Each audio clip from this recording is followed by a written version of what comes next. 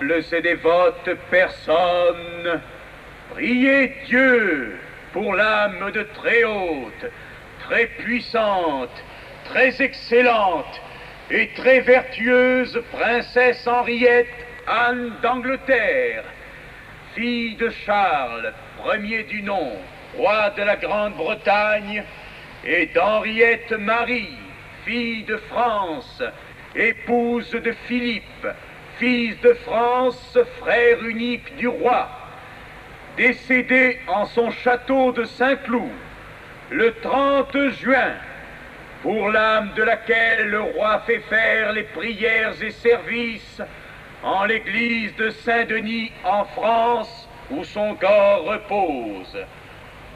C'est ainsi que le 18 août 1670, les héros sont allés annoncer la solennelle pompe funèbre de la princesse aux principaux corps de l'État, le Parlement, la Cour des comptes, la Cour des monnaies et l'université.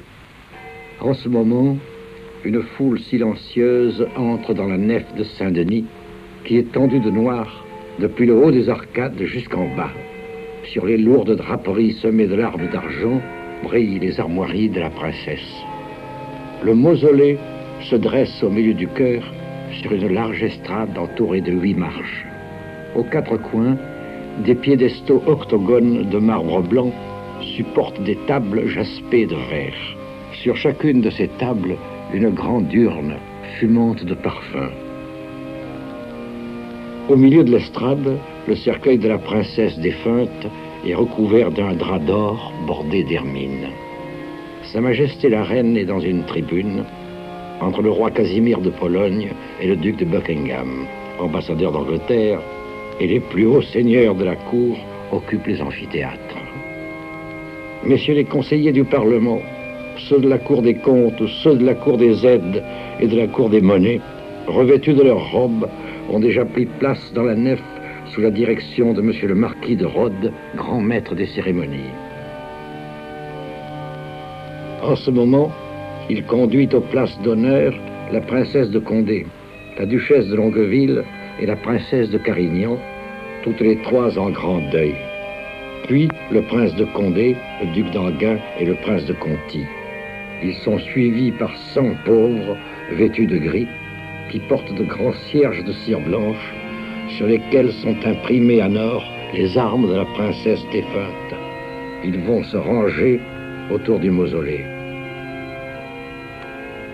On allume tous les flambeaux et les cierges, les grandes urnes poussent soudain de hautes flammes lumineuses et la messe chantée commence. Les princesses du Grand Deuil vont à l'offrande. La princesse de Condé est conduite par le prince de Condé. La queue de sa mante est soutenue par le marquis de Saint-Marc et le comte de Luçon. La duchesse de Longueville est conduite par le duc d'Enghien. La queue de sa mante soutenue par le chevalier de Torigny et le comte de Brioles. La princesse de Carignan est menée par le prince de Conti. La queue de sa mante est soutenue par le comte et le chevalier de Saint-Maurice.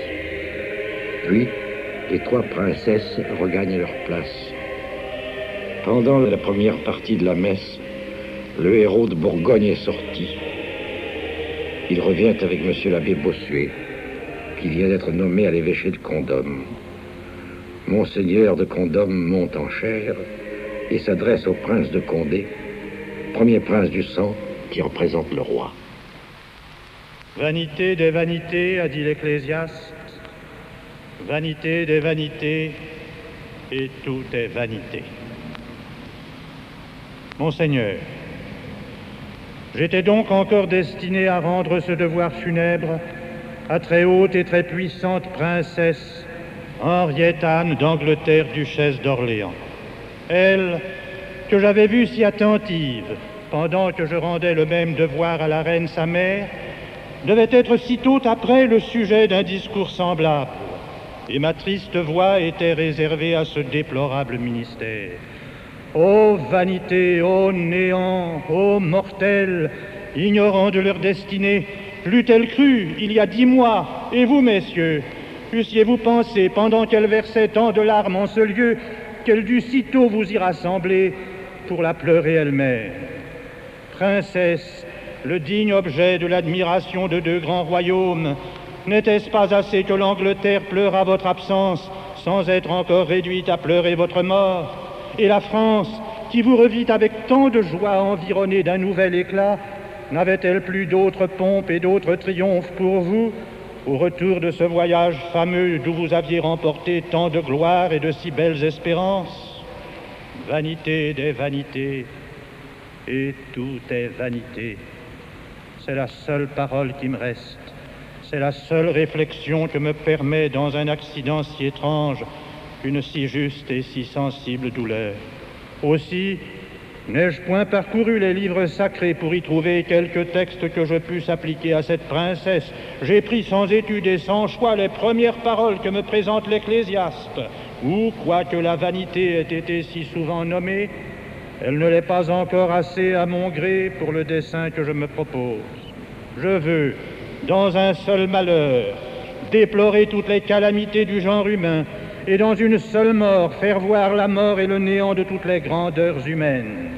Ce texte, qui convient à tous les états et à tous les événements de notre vie, par une raison particulière, devient propre à mon lamentable sujet, puisque jamais les vanités de la terre n'ont été si clairement découvertes, ni si hautement confondues. Non, après ce que nous venons de voir, la santé n'est qu'un nom, la vie n'est qu'un songe, la gloire n'est qu'une apparence, les grâces et les plaisirs ne sont qu'un dangereux amusement.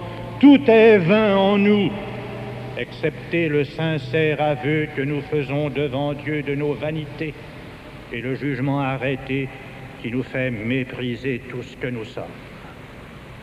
Mais, dis-je la vérité, l'homme que Dieu a fait à son image n'est-il qu'une ombre? Ce que Jésus-Christ est venu chercher du ciel en la terre, ce qu'il a cru pouvoir sans se ravilir acheter de tout son sang, n'est-ce qu'un rien? Reconnaissons notre erreur. Sans doute, ce triste spectacle des vanités humaines nous imposait, et l'espérance publique, frustrée tout à coup par la mort de cette princesse, nous poussait trop loin. Il ne faut pas permettre à l'homme de se mépriser tout entier. De peur que, croyant avec les impies que notre vie n'est qu'un jeu où règne le hasard, il ne marche sans règle et sans conduite au gré de ses aveugles désirs. C'est pour cela que l'Ecclésiaste, après avoir commencé son divin ouvrage par les paroles que j'ai récitées, après en avoir rempli toutes les pages du mépris des choses humaines, veut enfin montrer à l'homme quelque chose de plus solide et conclut tout son discours en lui disant « Crains Dieu et garde ses commandements, car c'est là tout l'homme, et sache que le Seigneur examinera dans son jugement tout ce que nous aurons fait de bien et de mal. Ainsi, tout est vain en l'homme si nous regardons ce qu'il donne au monde, mais au contraire, tout est important si nous considérons ce qu'il doit à Dieu. Encore une fois, tout est vain en l'homme si nous regardons le cours de sa vie mortelle, mais tout est précieux, tout est important si nous contemplons le terme où elle aboutit et le compte qu'il en faut rendre. Méditons donc aujourd'hui, à la vue de cet autel et de ce tombeau, la première et la dernière parole de l'Ecclésiaste, l'une qui montre le néant de l'homme, l'autre qui établit sa grandeur. Que ce tombeau nous convainque de notre néant, pourvu que cet autel, où l'on offre tous les jours pour nous une victime d'un si grand prix, nous apprenne en même temps notre dignité. La princesse que nous pleurons sera un témoin fidèle de l'un et de l'autre. Voyons ce qu'une mort soudaine lui a ravi, voyons ce qu'une sainte mort lui a donné. Ainsi nous apprendrons à mépriser ce qu'elle a quitté sans peine, afin d'attacher toute notre estime à ce qu'elle a embrassé avec tant d'ardeur, lorsque son âme, épurée de tous les sentiments de la terre et pleine du ciel où elle touchait, a vu la lumière toute manifeste. Voilà les vérités que j'ai à traiter et que j'ai cru dignes d'être proposées à un si grand prince et à la plus illustre assemblée de l'univers. Nous mourrons tous, disait cette femme dont l'Écriture a loué la prudence au second livre des rois, et nous allons sans cesse au tombeau ainsi que des eaux qui se perdent sans retour. En effet, nous ressemblons tous à des eaux courantes, De quelque superbe distinction que se flattent les hommes, ils ont tous une même origine, et cette origine est petite. Leurs années se poussent successivement comme des flots. Ils ne cessent de s'écouler tant qu'enfin, après avoir fait un peu plus de bruit et traversé un peu plus de pays, les uns que les autres, ils vont tous ensemble se confondre dans un abîme où l'on ne reconnaît plus ni prince, ni roi, ni toutes ces autres qualités superbes qui distinguent les hommes, de même que ces fleuves tant vantés demeurent sans nom et sans gloire, mêlés dans l'océan avec les rivières les plus inconnues.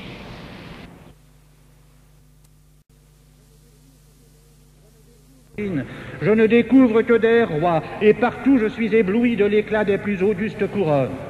Je vois la maison de France, la plus grande, sans comparaison, de tout l'univers, et à qui les plus puissantes maisons peuvent bien céder sans envie, puisqu'elles tâchent de tirer leur gloire de cette source. Je vois les rois d'Écosse, les rois d'Angleterre, qui ont régné depuis tant de siècles sur une des plus belliqueuses nations de l'univers, plus encore par leur courage que par l'autorité de leur sceptre. Mais cette princesse, née sur le trône, avait l'esprit et le cœur plus haut que sa naissance. Les malheurs de sa maison n'ont pu l'accabler dans sa première jeunesse, et dès lors on voyait en elle une grandeur qui ne devait rien à la fortune. Nous disions avec joie que le ciel l'avait arrachée comme par miracle des mains des ennemis du roi son père pour la donner à la France, don précieux, inestimable présent, si seulement la possession en avait été plus durable. Mais pourquoi ce souvenir vient-il m'interrompre? Hélas, nous ne pouvons un moment arrêter les yeux sur la gloire de la princesse sans que la mort s'y mêle aussitôt pour tout offusquer de son ombre. Ô mort, éloigne-toi de notre pensée et laisse-nous tromper pour un peu de temps la violence de notre douleur par le souvenir de notre joie. Souvenez-vous donc, messieurs, de l'admiration que la princesse d'Angleterre donnait à toute la cour. Votre mémoire vous la peindra mieux avec tous ses traits et son incomparable douceur que ne pourront jamais faire toutes mes paroles. Elle croissait au milieu des bénédictions de tous les peuples, et les années ne cessaient de lui apporter de nouvelles grâces. Que si son rang la distinguait, j'ai eu raison de vous dire qu'elle était encore plus distinguée par son mérite. Je pourrais vous faire remarquer qu'elle connaissait si bien la beauté des ouvrages de l'esprit que l'on croyait avoir atteint la perfection quand on avait su plaire à Madame. Je pourrais encore ajouter que les plus sages et les plus expérimentés admiraient cet esprit vif et perçant qui embrassait sans peine les plus grandes affaires et pénétrait avec tant de facilité dans les plus secrets intérêts. Mais pourquoi m'étendre sur une matière où je puis tout dire en un mot? Le roi, dont le jugement est une règle toujours sûre, a estimé la capacité de cette princesse et l'a mise par son estime au-dessus de tous nos éloges. Aussi pouvait-on sans crainte lui confier les plus grands secrets. Loin du commerce des affaires et de la société des hommes, ces âmes sans force aussi bien que sans foi, qui ne savent pas retenir leur langue indiscrète. Il ressemble, dit le sage, à une ville sans murailles qui est ouverte de toutes parts et qui devient la proie du premier venu. Que Madame était au-dessus de cette faiblesse. Ni la surprise, ni l'intérêt, ni la vanité, ni l'appât d'une flatterie délicate ou d'une douce conversation qui souvent, épanchant le cœur, en fait échapper le secret, n'était capable de lui faire découvrir le sien. Et la sûreté qu'on trouvait en cette princesse, que son esprit rendait si propre aux grandes affaires, lui faisait confier les plus importants. Ne pensez pas que je veuille, en interprète téméraire des secrets d'État, discourir sur le voyage d'Angleterre, ni que j'imite ces politiques spéculatifs qui arrangent, suivant leurs idées, les conseils des rois et composent sans instruction les annales de leur siècle. Je ne parlerai de ce voyage glorieux que pour dire que Madame y fut admirée plus que jamais. On ne parlait qu'avec transport de la bonté de cette princesse, qui, malgré les divisions trop ordinaires dans les cours, lui gagna d'abord tous les esprits. On ne pouvait assez louer son incroyable dextérité à traiter les affaires les plus délicates, à guérir ces défiances cachées qui souvent les tiennent en suspens, et à terminer tous les différends d'une manière qui conciliait les intérêts les plus opposés. Mais qui pourrait penser, sans verser des larmes, aux marques d'estime et de tendresse que lui donna le roi son frère, ce grand roi, plus capable encore d'être touché par le mérite que par le sang, ne se lassait point d'admirer les excellentes qualités de Madame. ô plaie irrémédiable! Ce qui fut en ce voyage le sujet d'une si juste admiration est devenu pour ce prince le sujet d'une douleur qui n'a point de borne. Princesse, le digne lien des deux plus grands rois du monde, pourquoi leur avez-vous été si tôt ravis? Ces deux grands rois se connaissent, c'est l'effet des soins de madame. Ainsi leurs nobles inclinations concilieront leurs esprits et la vertu sera entre eux une immortelle médiatrice. Mais si leur union ne perd rien de sa fermeté, nous déplorerons éternellement qu'elle ait perdu son agrément le plus doux et qu'une princesse si chérie de tout l'univers ait été précipitée dans le tombeau pendant que la confiance de deux si grands rois l'élevait au comble de la grandeur et de la gloire. La grandeur et la gloire. Pouvons-nous encore entendre ces noms dans ce triomphe de la mort? Non, messieurs, je ne puis plus soutenir ces grandes paroles par lesquelles l'arrogance humaine tâche de s'étourdir elle-même pour ne pas apercevoir son néant. Il est temps de faire voir que tout ce qui est mortel, quoi qu'on ajoute par le dehors pour le faire paraître grand, est par son fond incapable d'élévation. Ô Dieu, dit le roi prophète, vous avez fait mes jours mesurables, et ma substance n'est rien devant vous. Il est ainsi, chrétiens. Tout ce qui se mesure finit, et tout ce qui est né pour finir n'est pas tout à fait sorti du néant où il est sitôt replongé. Si notre être, si notre substance n'est rien, tout ce que nous bâtissons dessus, que peut-il être? Ni l'édifice n'est plus solide que le fondement, ni l'accident attaché à l'être plus réel que l'être même. Pendant que la nature nous tient si bas, que peut faire la fortune pour nous élever? Cherchez, imaginez parmi les hommes les différences les plus remarquables. Vous n'en trouverez point de mieux marquées, ni qui vous paraissent plus effectives, que celles qui relèvent le victorieux au-dessus des vaincus qu'il voit étendus à ses pieds. Cependant, ce vainqueur enflé de ses titres tombera lui-même à son tour entre les mains de la mort. Alors ces malheureux vaincus rappelleront à leur compagnie leur superbe triomphateur. Et du creux de leur tombeau sortira cette voix qui foudroie toutes les grandeurs. Vous voilà blessés comme nous, vous êtes devenus semblables à nous. Que la fortune ne tente donc pas de nous tirer du néant, ni de forcer la bassesse de notre nature.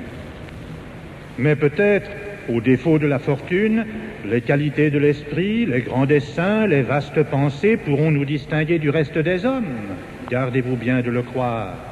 Parce que toutes nos pensées, qui n'ont pas Dieu pour objet, sont du domaine de la mort. Ils mourront, dit le roi prophète, et en ce jour périront toutes leurs pensées. C'est pour cela que l'Ecclésiaste, faisant le dénombrement des illusions qui travaillent les enfants des hommes, y comprend la sagesse même. Je me suis, dit-il, appliqué à la sagesse, et j'ai vu que c'était encore une vanité, parce qu'il y a une fausse sagesse, qui, se renfermant dans l'enceinte des choses mortelles, s'ensevelit avec elle dans le néant. Ainsi, je n'ai rien fait pour madame. Quand je vous ai représenté tant de belles qualités qui la rendaient admirable au monde et capable des plus hauts desseins où une princesse puisse s'élever, jusqu'à ce que je commence à vous raconter ce qui l'unit à Dieu, une si illustre princesse ne paraîtra dans ce discours que comme un exemple, le plus grand qu'on se puisse proposer, et le plus capable de persuader aux ambitieux qu'ils n'ont aucun moyen de se distinguer, ni par leur naissance, ni par leur grandeur, ni par leur esprit, puisque la mort, qui égale tout, les domine de tous côtés avec tant d'empire, et que d'une main si prompte et si souveraine, elle renverse les têtes les plus respectées.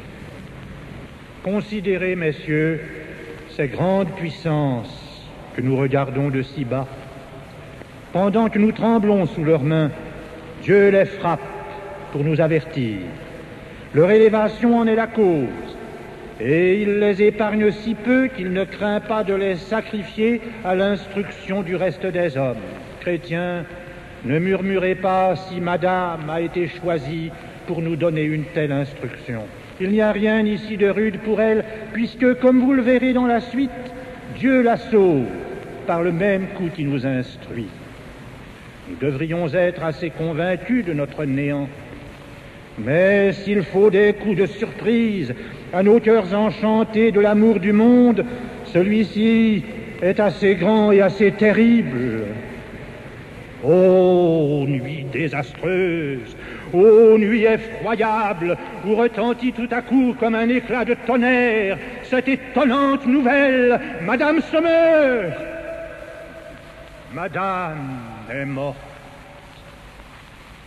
Qui de nous ne se sentit frappé à ce coup, comme si quelque tragique accident avait désolé sa famille? Au premier bruit d'un mal si étrange, on accourt à Saint-Cloud de toutes parts, on trouve tout consterné, excepté le cœur de cette princesse. Partout on entend des cris, partout on voit la douleur et le désespoir et l'image de la mort. Le roi, la reine, monsieur, toute la cour, tout le peuple, tout est abattu, tout est désespéré. Et il me semble que je vois l'accomplissement de cette parole du prophète. Le roi pleurera, le prince sera désolé, et les mains tomberont au peuple de douleur et d'étonnement. Mais, et les princes et les peuples gémissaient en vain. En vain, monsieur, en vain, le roi même tenait madame serrée par de si étroits embrassements. Alors ils pouvaient dire l'un et l'autre avec saint Ambroise, je serrais les bras. Mais j'avais déjà perdu ce que je tenais, la princesse leur échappait parmi des embrassements si tendres, et la mort plus puissante nous l'enlevait entre ses royales mains. Quoi donc? Elle devait périr si tôt. Dans la plupart des hommes, les changements se font peu à peu, et la mort les prépare ordinairement à son dernier coup. Madame, cependant, a passé du matin au soir, ainsi que l'herbe des champs. Le matin, elle fleurissait, avec quelle grâce, vous le savez. Le soir, nous la vîmes sécher, et ces fortes expressions par lesquelles l'Écriture sainte exagère l'inconstance des choses humaines devaient être pour cette princesse si précises et si littérales. Hélas, nous composions son histoire de tout ce qu'on peut imaginer de plus glorieux. Le passé et le présent nous garantissaient l'avenir, et on pouvait tout attendre de tant d'excellentes qualités.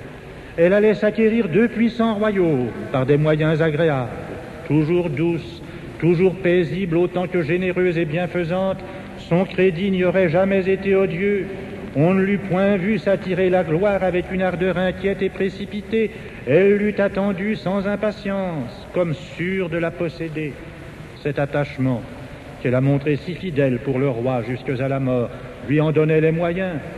Et certes, c'est le bonheur de nos jours que l'estime se puisse joindre avec le devoir et qu'on puisse autant s'attacher au mérite et à la personne du prince qu'on en révère la puissance et la majesté.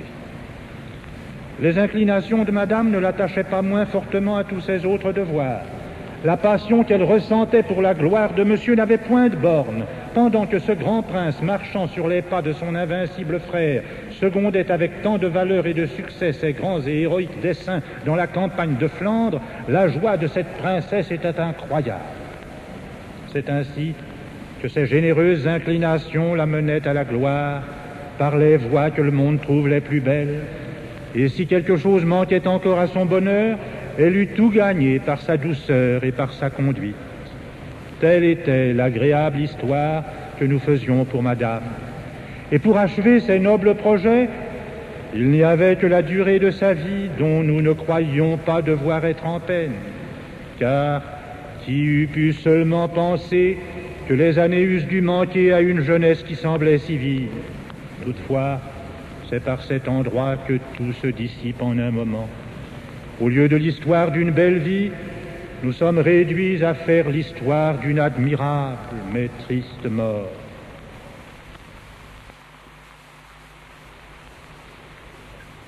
À la vérité, messieurs, rien n'a jamais égalé la fermeté de son âme, ni ce courage paisible qui, sans faire effort pour s'élever, s'est trouvé par sa naturelle situation au-dessus des accidents les plus redoutables.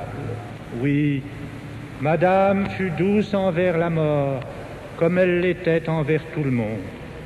Son grand cœur ni ne s'aigrit, ni ne s'emporta contre elle. Elle ne la brave non plus avec fierté. contente de l'envisager sans émotion et de la recevoir sans trouble.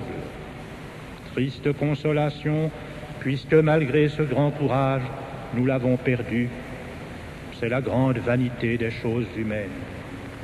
Après que par le dernier effort de notre courage, nous avons, pour ainsi dire, surmonté la mort, elle éteint en nous jusqu'à ce courage par lequel nous semblions la défier. La voilà, malgré ce grand cœur, cette princesse si admirée, si chérie, la voilà telle que la mort nous l'a faite.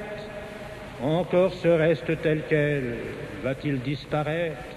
Cette ombre de gloire va s'évanouir, et nous l'allons voir dépouillée même de cette triste décoration. Elle va descendre à ces sombres lieux, à ces demeures souterraines, pour y dormir dans la poussière avec les grands de la terre, comme parle Job, avec ses rois et ses princes anéantis, parmi lesquels à peine peut-on la placer, tant les rangs y sont pressés, tant la mort est prompte à remplir ses places. Mais ici, notre imagination nous abuse encore. La mort ne nous laisse pas assez de corps pour occuper quelques places, et on ne voit là que les tombeaux qui fassent quelques figures. Notre chair change bientôt de nature, notre corps prend un autre nom, même celui de cadavre, dit Tertullien, parce qu'il nous montre encore quelques formes humaines, ne lui demeure pas longtemps, il devient un je ne sais quoi, qui n'a plus de nom dans aucune langue, tant il est vrai que tout meurt en lui jusqu'à ces termes funèbres par lesquels on exprimait ces malheureux restes. C'est ainsi que la puissance divine, justement irritée contre notre orgueil, le pousse jusqu'au néant, et que pour égaler à jamais les conditions, elle ne fait de nous tous qu'une même cendre. Peut-on bâtir sur ces ruines? Peut-on appuyer quelques grands dessins sur ce débris inévitable des choses humaines? Mais quoi, messieurs? Tout est-il donc désespéré pour nous? Dieu, qui foudroie toutes nos grandeurs jusqu'à les réduire en poudre, ne nous laisse-t-il aucune espérance? Lui, aux yeux de qui rien ne se perd, et qui suit toutes les parcelles de nos corps, en quelque endroit écarté du monde que la corruption ou le hasard les jette, verra-t-il périr sans ressources ce qu'il a fait capable de le connaître et de l'aimer? Ici, un nouvel ordre de choses se présente à moi. Les ombres de la mort se dissipent, les voies me sont ouvertes à la véritable vie. Madame n'est plus dans le tombeau, la mort qui semblait tout détruire a tout établi. Voici le secret de l'Ecclésiaste que je vous avais marqué dès le commencement de ce discours et dont il faut maintenant découvrir le fond. Il faut donc penser, chrétiens, qu'outre le rapport que nous avons du côté du corps avec la nature changeante et mortelle, nous avons d'un autre côté un rapport intime et une secrète affinité avec Dieu. Parce que Dieu même a mis quelque chose en nous qui peut confesser la vérité de son être, en adorer la perfection, en admirer la plénitude. Quelque chose qui peut se soumettre à sa souveraine puissance, s'abandonner à sa haute et incompréhensible sagesse, se confier en sa bonté, craindre sa justice, espérer son éternité. De ce côté, messieurs, si l'homme croit avoir en lui de l'élévation, il ne se trompera pas, car comme il est nécessaire que chaque chose soit réunie à son principe, et que c'est pour cette raison, dit l'Ecclésiaste, que le corps retourne à la terre dont il a été tiré, il faut, par la suite du même raisonnement, que ce qui porte en nous la marque divine, ce qui est capable de s'unir à Dieu, y soit aussi rappelé.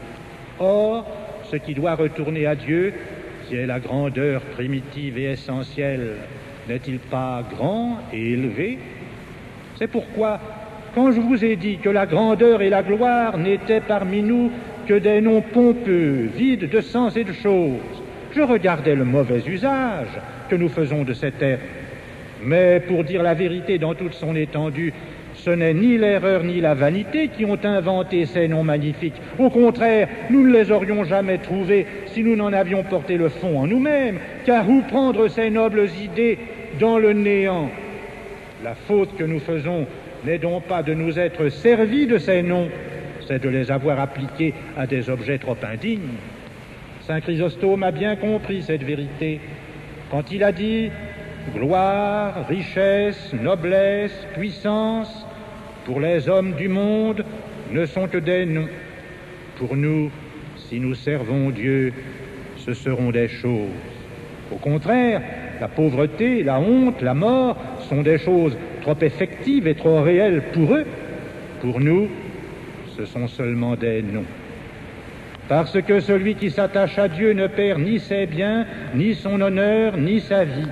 Ne vous étonnez donc pas. Si l'Ecclésiaste dit si souvent « tout est vanité », il s'explique.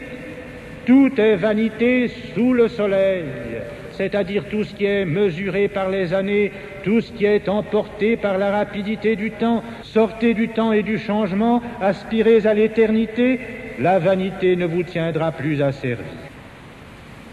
En effet, jusqu'à ce que nous ayons trouvé la véritable sagesse, tant que nous regarderons l'homme par les yeux du corps, sans y démêler par l'intelligence ce secret principe de toutes nos actions qui, étant capable de s'unir à Dieu, doit nécessairement y retourner, que verrons-nous autre chose dans notre vie que de folles inquiétudes? Et que verrons-nous dans notre mort qu'une vapeur qui s'exhale, que des esprits qui s'épuisent, que des ressorts qui se démontent et se déconcertent, enfin qu'une machine qui se dissout et qui se met en pièces? Ennuyés de ces vanités, cherchons ce qu'il y a de grand et de solide en nous. Le sage nous l'a montré dans les dernières paroles de l'Ecclésiaste, et bientôt Madame nous le fera paraître dans les dernières actions de sa vie. Crains Dieu et observe ses commandements, car c'est là tout l'homme, comme s'il disait « Ce n'est pas l'homme que j'ai méprisé, ne le croyez pas. Ce sont les opinions, ce sont les erreurs par lesquelles l'homme abusé se déshonore lui-même. Voulez-vous savoir en un mot ce que c'est que l'homme? Tout son devoir, tout son objet, toute sa nature, c'est de craindre Dieu. Tout le reste est vain, je le déclare, mais aussi tout le reste n'est pas l'homme. Voici ce qui est réel et solide, et ce que la mort ne peut enlever, car, ajoute l'Ecclésiaste, Dieu examinera dans son jugement tout ce que nous aurons fait de bien et de mal. Il est donc maintenant aisé de concilier toutes choses. Le psalmiste dit qu'à la mort périront toutes nos pensées. Oui, celles que nous aurons laissées emporter au monde, dont la figure passe et s'évanouit. Car encore que notre esprit soit de nature à vivre toujours, il abandonne à la mort tout ce qu'il consacre aux choses mortelles, de sorte que nos pensées, qui devaient être incorruptibles du côté de leur principe, deviennent périssables du côté de leur objet. Voulez-vous sauver quelque chose de ce débris si universel, si inévitable? Donnez à Dieu vos affections. Nulle force ne vous ravira ce que vous aurez déposé en ses mains divines. Vous pourrez hardiment mépriser la mort, à l'exemple de notre héroïne chrétienne. Mais afin de tirer d'un si bel exemple toute l'instruction qu'il nous peut donner, entrons dans une profonde considération des conduites de Dieu sur elle et adorons en cette princesse le mystère de la prédestination et de la grâce. Vous savez que toute la vie chrétienne, que tout l'ouvrage de notre salut est une suite continuelle de miséricorde. Mais le fidèle interprète du mystère de la grâce, je veux dire le grand Augustin, m'apprend cette véritable et solide théologie que c'est dans la première grâce et dans la dernière que la grâce se montre grâce, c'est-à-dire que c'est dans la vocation qui nous prévient et dans la persévérance finale qui nous couronne que la bonté qui nous sauve paraît toute gratuite et toute pure. C'est par cette dernière grâce que la mort change de nature pour les chrétiens, puisqu'au lieu qu'elle semblait être faite pour nous dépouiller de tout, elle commence, comme dit l'apôtre, à nous revêtir et nous assure éternellement la possession des biens véritables. Mais aussitôt qu'on cesse pour nous de compter les heures et de mesurer notre vie par les jours et par les années, sortis des figures qui passent et des ombres qui disparaissent, nous arrivons au règne de la vérité, où nous sommes affranchis de la loi des changements. Ainsi, notre âme n'est plus en péril, nos résolutions ne vacillent plus, la mort, ou plutôt la grâce de la persévérance finale, a la force de les fixer. Et de même que le testament de Jésus-Christ par lequel il se donne à nous est confirmé à jamais, suivant le droit des testaments et la doctrine de l'apôtre, par la mort de ce divin testateur, ainsi la mort du fidèle fait que ce bienheureux testament par lequel de notre côté nous nous donnons au Sauveur devient irrévocable. Donc, messieurs, si je vous fais voir encore une fois Madame aux prises avec la mort, n'appréhendez rien pour elle. Quelque cruelle que la mort vous paraisse, elle ne doit servir à cette fois que pour accomplir l'œuvre de la grâce et sceller en cette princesse le conseil de son éternelle prédestination. Voyons donc ce dernier combat, mais encore un coup, affermissons-nous, ne mêlons point de faiblesse à une si forte action et ne déshonorons point par nos larmes une si belle victoire. Voulez-vous voir combien la grâce qui a fait triompher Madame a été puissante? Voyez combien la mort a été terrible. Premièrement, elle a plus de prise sur une princesse qui a tant à perdre. Que d'années elle va ravir à cette jeunesse, que de joie elle enlève à cette fortune, que de gloire elle ôte à ce mérite. D'ailleurs, peut-elle venir ou plus prompte ou plus cruelle? C'est ramasser toutes ses forces, c'est unir tout ce qu'elle a de plus redoutable, que de joindre comme elle fait aux plus vives douleurs l'attaque la plus imprévue.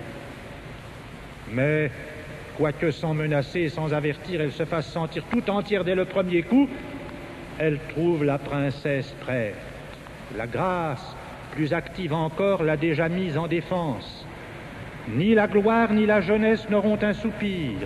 Un regret immense de ses péchés ne lui permet pas de regretter autre chose. Elle demande le crucifix sur lequel elle avait vu expirer la reine, sa belle-mère, comme pour y recueillir les impressions de constance et de piété que cette âme vraiment chrétienne y avait laissées avec les derniers soupirs. À la vue d'un si grand objet, n'attendez pas de cette princesse des discours étudiés et magnifiques. Une sainte simplicité fait ici toute la grandeur. Elle s'écrie « Ô mon Dieu, pourquoi n'ai-je pas toujours mis en vous ma confiance ?» Elle s'afflige, elle se rassure, elle confesse humblement et avec tous les sentiments d'une profonde douleur que de ce jour seulement elle commence à connaître Dieu, n'appelant pas le connaître que de regarder encore tant soit peu le monde. Elle nous parut au-dessus de ces lâches chrétiens qui s'imaginent avancer leur mort quand ils préparent leur confession, qui ne reçoivent les saints sacrements que par force, dignes certes de recevoir pour leur jugement ce mystère de piété qu'ils ne reçoivent qu'avec répugnance. Madame appelle les prêtres plutôt que les médecins. Elle demande d'elle-même les sacrements de l'Église, la pénitence avec componction, l'Eucharistie avec crainte et puis avec confiance, la sainte onction des mourants avec un pieux empressement. Bien loin d'en être effrayée, elle veut la recevoir avec connaissance. Elle écoute l'explication de ces saintes cérémonies, de ces prières apostoliques qui, par une espèce de charme divin, suspendent les douleurs les plus violentes, qui font oublier la mort. Je l'ai vu souvent, à qui les écoute avec foi. Elle les suit, elle s'y conforme. On lui voit paisiblement présenter son corps à cette huile sacrée, ou plutôt au sang de Jésus qui coule si abondamment avec cette précieuse liqueur. Ne croyez pas que ces excessives et insupportables douleurs aient tant soit peu troublé sa grande âme. Ah, je ne veux plus tant admirer les braves ni les conquérants. Madame m'a fait connaître la vérité de cette parole du sage. Le patient vaut mieux que le fort, et celui qui dompte son cœur vaut mieux que celui qui prend des villes. Combien a-t-elle été maîtresse du sien? Avec quelle tranquillité a-t-elle satisfait à tous ses devoirs? Rappelez en votre pensée ce qu'elle a dit à monsieur. Quelle force, quelle tendresse! Ô paroles qu'on voyait sortir de l'abondance d'un cœur qui se sent au-dessus de tout, paroles que la mort présente et Dieu plus présent encore ont consacrées. sincère production d'une âme qui, tenant au ciel, ne doit plus rien à la terre que la vérité, vous vivrez éternellement dans la mémoire des hommes, mais surtout vous vivrez éternellement dans le cœur de ce grand prince. Madame ne peut plus résister aux larmes qu'elle lui voit répandre. Invincible par tout autre endroit, ici elle est contrainte de céder. Elle prie monsieur de se retirer, parce qu'elle ne veut plus sentir de tendresse que pour ce Dieu crucifié qui lui tend les bras. Alors, qu'avons-nous vu? Qu'avons-nous ouï? Elle se conformait aux ordres de Dieu. Elle lui offrait ses souffrances en expiation de ses fautes. Elle professait hautement la foi catholique et la résurrection des morts, cette précieuse consolation des fidèles mourants. Elle excitait le zèle de ceux qu'elle avait appelés pour l'exciter elle-même et ne voulait point qu'ils cessassent un moment de l'entretenir des vérités chrétiennes. Elle souhaita 1000 fois d'être plongée au sang de l'agneau. C'était un nouveau langage que la grâce lui apprenait. Nous ne voyions en elle ni cette ostentation par laquelle on veut tromper les autres, ni ces émotions d'une âme alarmée par lesquelles on se trompe soi-même. Tout était simple, tout était solide, tout était tranquille, tout partait d'une âme soumise et d'une source sanctifiée par le Saint-Esprit. En cet état, messieurs, qu'avions-nous à demander à Dieu pour cette princesse, sinon qu'il la fermît dans le bien et qu'il conservât en elle les dons de sa grâce? Ce grand Dieu nous exauçait. Mais souvent, dit saint Augustin, en nous exauçant, il trompe heureusement notre prévoyance. La princesse est affermie dans le bien d'une manière plus haute que celle que nous entendions. Comme Dieu ne voulait plus exposer aux illusions du monde les sentiments d'une piété si sincère, il a fait ce que dit le sage, il s'est hâté. En effet, quelle diligence! En 9 heures, l'ouvrage est accompli. Il s'est hâté de la tirer du milieu des iniquités. Voilà, dit le grand saint Ambroise, la merveille de la mort dans les chrétiens. Elle ne finit pas leur vie, elle ne finit que leurs péchés et les périls où ils sont exposés. Changeons maintenant de langage. Ne disons plus que la mort a tout d'un coup arrêté le cours de la plus belle vie du monde et de l'histoire qui se commençait le plus noblement. Disons qu'elle a mis fin au plus grand péril dont une âme chrétienne peut être assaillie. Car quelle créature fut jamais plus propre à être l'idole du monde?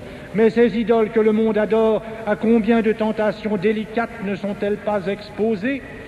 La gloire, il est vrai, les défend de quelques faiblesses, mais la gloire, les défend-elle de la gloire mère? Ne s'adorent-elles pas secrètement? Ne veulent-elles pas être adorées? Que n'ont-elles pas à craindre de leur amour-propre? Et que se peut refuser la faiblesse humaine pendant que le monde lui accorde tout? N'est-ce pas là qu'on apprend à faire servir à l'ambition, à la grandeur, à la politique, et la vertu, et la religion, et le nom de Dieu? La modération que le monde affecte n'étouffe pas les mouvements de la vanité, elle ne sert qu'à les cacher. Et plus elle ménage le dehors, plus elle livre le cœur aux sentiments les plus délicats et les plus dangereux de la fausse gloire. On ne compte plus que soi-même, et on dit au fond de son cœur « Je suis et il n'y a que moi sur la terre ». En cet état, messieurs, la vie n'est-elle pas un péril? La mort n'est-elle pas une grâce? Que ne doit-on pas craindre de ces vices si les bonnes qualités sont si dangereuses? N'est-ce donc pas un bienfait de Dieu d'avoir abrégé les tentations avec les jours de Madame, de l'avoir arraché à sa propre gloire, avant que cette gloire, par son excès, eût mis en hasard sa modération? Qu'importe que sa vie ait été si courte, jamais ce qui doit finir ne peut être long. Quand nous ne compterions point ses confessions plus exactes, ses entretiens de dévotion plus fréquents, son application plus forte à la piété dans les derniers temps de sa vie, ce peu d'heures saintement passées parmi les plus rudes épreuves et dans les sentiments les plus purs du christianisme tiennent lieu toutes seules d'un âge accompli. Le temps a été court, je l'avoue, mais l'opération de la grâce a été forte, mais la fidélité de l'âme a été parfaite. c'est l'effet d'un art consommé, de réduire en petit tout un grand ouvrage. Et la grâce, cette excellente ouvrière, se plaît quelquefois à renfermer en un jour la perfection d'une longue vie. Je sais que Dieu ne veut pas qu'on s'attende à de tels miracles, mais si la témérité insensée des hommes abuse de ses bontés, son bras pour cela n'est pas raccourci et sa main n'est pas affaiblie. Je me confie pour Madame en cette miséricorde qu'elle a si sincèrement et si humblement réclamée. Il semble que Dieu ne lui ait conservé le jugement libre jusqu'au dernier soupir qu'afin de faire durer les témoignages de sa foi. Elle a aimé en mourant le Sauveur Jésus. Les bras lui ont manqué plutôt que l'ardeur d'embrasser la croix. J'ai vu sa main défaillante chercher encore en tombant de nouvelles forces pour appliquer sur ses lèvres ce bienheureux signe de notre rédemption. N'est-ce pas mourir entre les bras et dans le baiser du Seigneur? Ah, nous pouvons achever ce saint sacrifice pour le repos de Madame avec une pieuse confiance. Ce Jésus, en qui elle a espéré, dont elle a porté la croix en son corps par des douleurs si cruelles, lui donnera encore son sang, dont elle est déjà toute teinte, toute pénétrée par la participation à ses sacrements et par la communion avec ses souffrances. Mais, en priant pour son âme, chrétien, songeons à nous-mêmes. Qu'attendons-nous pour nous convertir? Quelle dureté est semblable à la nôtre si un accident si étrange, qui devrait nous pénétrer jusqu'au fond de l'âme, ne fait que nous étourdir pour quelques moments? Attendons-nous que Dieu ressuscite des morts pour nous instruire? Il n'est point nécessaire que les morts reviennent, ni que quelqu'un sorte du tombeau. Ce qui entre aujourd'hui dans le tombeau doit suffire pour nous convertir. Car si nous savons nous connaître, nous confesserons, chrétiens, que les vérités de l'éternité sont assez bien établies. Nous n'avons rien que de faible à leur opposer. C'est par passion et non par raison que nous osons les combattre. Si quelque chose les empêche de régner sur nous, ces saintes et salutaires vérités, c'est que le monde,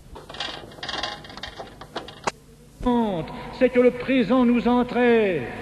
Faut-il un autre spectacle pour nous détromper et des sens, et du présent, et du monde?